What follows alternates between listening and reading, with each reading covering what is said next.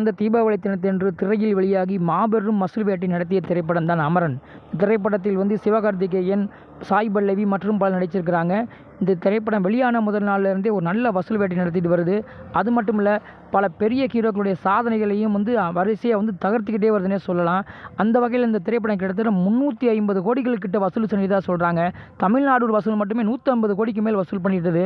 இந்த வகையில் சிவகார்த்திகேயன் இந்த படம் வசூல் வேட்டை மட்டும் நடத்துறது மட்டும் இல்லாமல் பல விருதுகளையும் கௌரவங்களையும் பெற்றிருக்கிறது. அந்த வகையில் பார்த்தீங்கன்னா, ஏற்கனவே நம்ம தமிழக முதல்வர் ஸ்டாலின் ஐயாவும் இந்த படத்தை வெகுவாகவே பாராட்டி இருக்கிறாரு.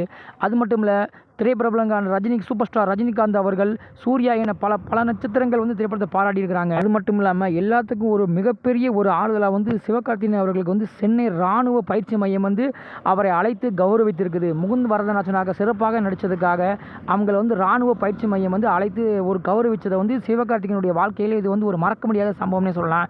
அது மட்டும் இல்லாமல் கூடிய விரைவில் முதலமைச்சர் ஐயாவுடைய தலைமையில் இந்த படத்தில் நடித்த அனைவருக்குமே விருதுகள் வழங்கப்படுறதா சொல்கிறாங்க. இப்படி குறுகிய காலத்தில் ஒரு மிகப்பெரிய ஒரு சாதனையையும் வசூலையும் குவிச்ச நம்ம சிவகார்த்திகேயன் அடுத்தடுத்து வரும் படங்களையும் இதே வசூல் சாதனையை தொடர்ந்து பெற வேண்டும் என சகானா சூர்யா சேனல் சார்பாக வாழ்த்துகிறோம்.